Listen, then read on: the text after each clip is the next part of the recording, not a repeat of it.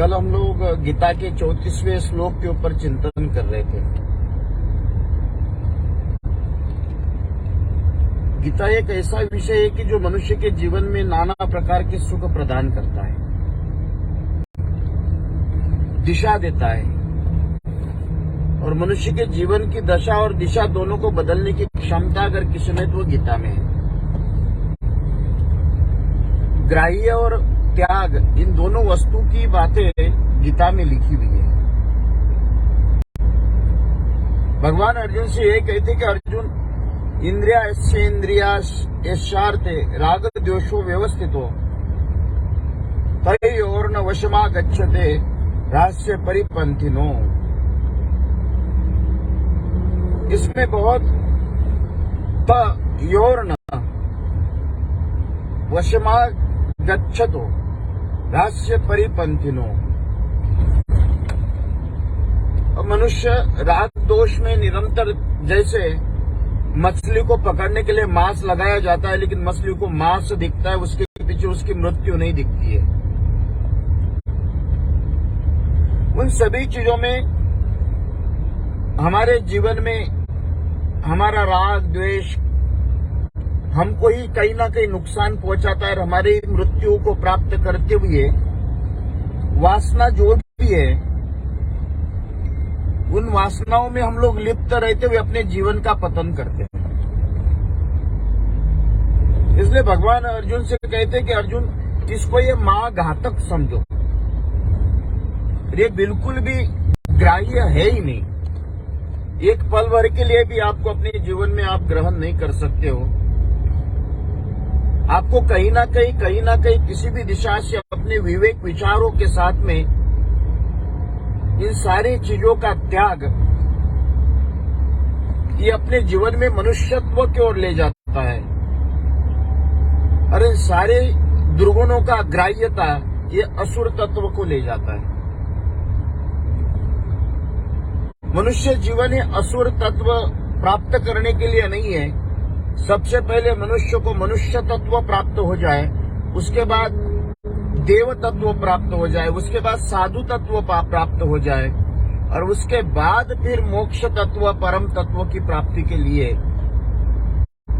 जिन लोगों को इन सारी बातों को प्राप्त करने की इच्छा रखी है, उन सब लोगों को मुझे लगता है इनसे दूर होना चाहिए। ये भगवान ने इस अध्याय में बड़े अच्छी तरीके से बताते हुए अपने इंद्रियों को वशमा गच्छतो, इन सभी अवस्था से अपने को जीवन को ठीक ठाक समझकर जितना हो सके उतना निंदा से बचना चाहिए, राग से बचना चाहिए। जितना बचोगे उतना ही आपके लिए फायदेमंद है, उतना ही आपको अपने जीवन में सुखी रहने का एक श्रेष्ठ साधन है, उतना ही आपके जीवन में समाधान प्राप्त करने का साधन है। और जिस अवस्था में आपको प्राप्त हुआ है, उस अवस्था में शांति की अनुभूति प्राप्त करने के लिए बताया गया है। आगे का 35वां श्लोक भगवान कहते हैं, श्रेयान स्वधर्मो विगुणा परधर्मासो नुष्ठिता स्वधर्मे निधनम श्रेय परधर्मो भयावह। श्रेयान स्वधर्मो, सबसे श्रेष्ठ अपने जीवन में अगर कोई है तो स्वधर्म है। अब स्वधर्म का क्या कह सकते हैं कि अब दुनिया के महलों में देखकर आप अपने झोपड़ियों को आग लगाना, ये किसने कहा?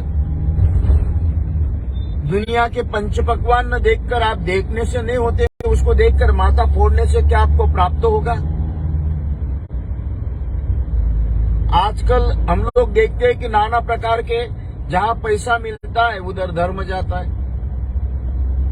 जिधर थोड़ा सा लालच मिलता है तो आज इस भगवान को मान ले, कल उस भगवान को मान ले, परसों उस भगवान को मान ले, नरसों उस गुरु को मान ले, नरसों उस गुरु को मान ले। ये स्वधर्म नहीं है। ये अपने आदि छोड़कर एक के पीछे भागने वाले एक भी नहीं मिलती और आदि भी नहीं मिलती। ये हमारे जीवन में स्वधर्म का श्रेयान स्वधर्मो, भगवान इस स्वधर्म की बातें अगर मैं विस्तार के साथ आपको समझाना चाहूं तो मुझे लगता है कि आपने जिस कुल में जन्म लिया, जिस माता पिता के घर में जन्म लिया, जिस गुरु के सानिध्य में आपने समय निकाला, जिस ईश्वर को आपने मान लिया, उसी ईश्वर का एकात्म अनुभव रहना। कहते हैं कि बड़ी लंबी कथा है, हनुमान जी का एक दृष्टांत आता है। हनुमान जी जब भगवान कृष्ण से मिलने के लिए गए तो सत्यभामा को अपने सुंदरता पे बहुत अभिमान अहंकार था। सत्यभामा ने कहा कि मैं आज लक्ष्मी बनकर आपके पास बैठूंगी। हनुमान जी जब भगवान के दर्शन करने के लिए गए तो उन्होंने भगवान कृष्ण को प्रणाम किया, सत्यभामा को प्रणाम नहीं किया। हनुमान कहते हैं कि प्रभु मेरी माँ कहाँ है, ये दासी अपने पास में किसको बिठाया? तो उसका अहंकार नष्ट हो गया। तो उन्होंने कहा कि मैं इस कृष्ण को प्रणाम नहीं करता, मुझे तो वही धनुष्यधारी श्री राम की अनुभूति और आप दर्शन करना है। तब जाकर भगवान कृष्ण ने श्री राम के स्वरूप में हनुमान जी को दर्शन दिया। ये स्वधर्म है। तुलसीदास जी की भी ऐसी कथा आती है। बाकी बिहारी के दर्शन करने के लिए गए तो वहां भी बाकी बिहारी ने भी धनुष्यधारी श्री राम के दर्शन करवा दिए थे। तो अपने जीवन में जो भी आपके भाग्य प्रारब्ध अनुसार आपको प्राप्त हुआ है, उस प्राप्तों को ही पूर्ण मानना, उसको अपूर्ण मानना और दूसरे के वस्तुओं को पूर्ण मानना, ये आपका अधर्म है।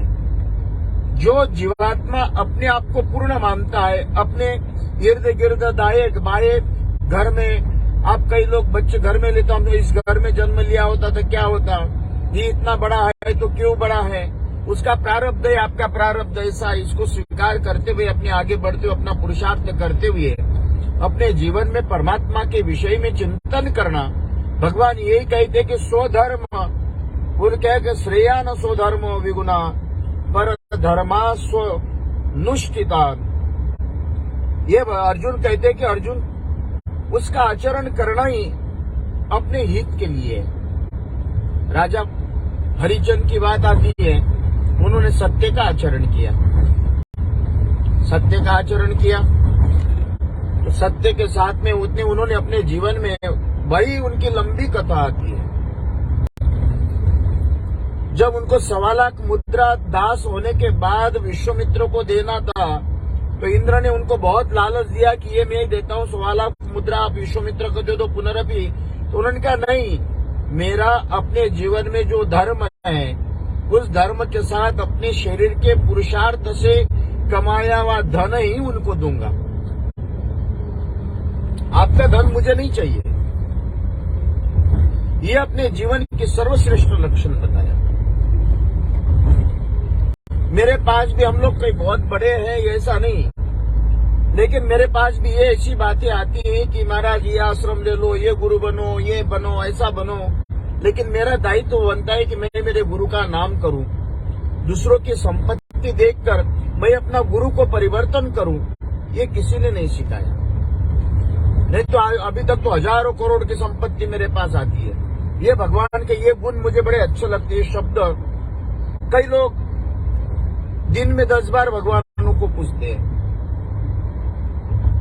उसके अंदर किसी भी प्रकार से भाव नहीं रहते हैं। आज हम लोग देखते हैं कि कई अन्य धर्म हमारा सनातन धर्म को छोड़कर पर धर्म में चले जाते हैं। ये अधर्म है, उनको कुछ नहीं मिलता है।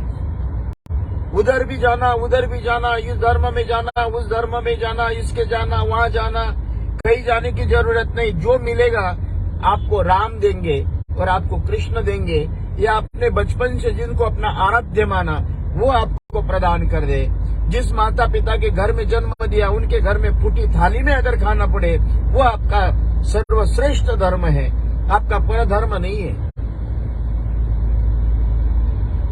अगर इसमें आपके परिवर्तन करने की मानसिकता बन सकते तो यहां से ही आपके आत्मा का पतन होने का शुरुआत हो जाती है।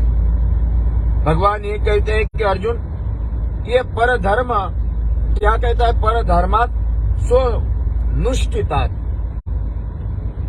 ये अपने जीवन में, ये जीवन का सबसे बड़ा आपकी विचारधारा आपके जीवन में सबसे बड़ी ये जगत की श्रृंखलाएं बना देती है। ये आपका मार्ग प्रशस्त कर सकती है। हो सकता है कि आपका परीक्षण होना चाहिए, परीक्षित वह अपने जीवन में जब तक आपके विचारों का परीक्षण नहीं होना।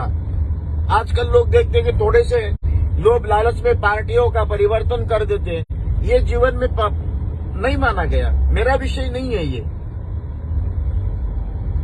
लेकिन श्रोताओं, अपने जीवन में अपना स्वधर्म का ही स्वीकार, श्रेष्ठता प्राप्त करना, ये जीवन की सबसे बड़ी उपलब्धि है। मैं अभी रास्ते में हूँ, अपन कल उसके ऊपर चर्चा अच्छी तरीके से करेंगे।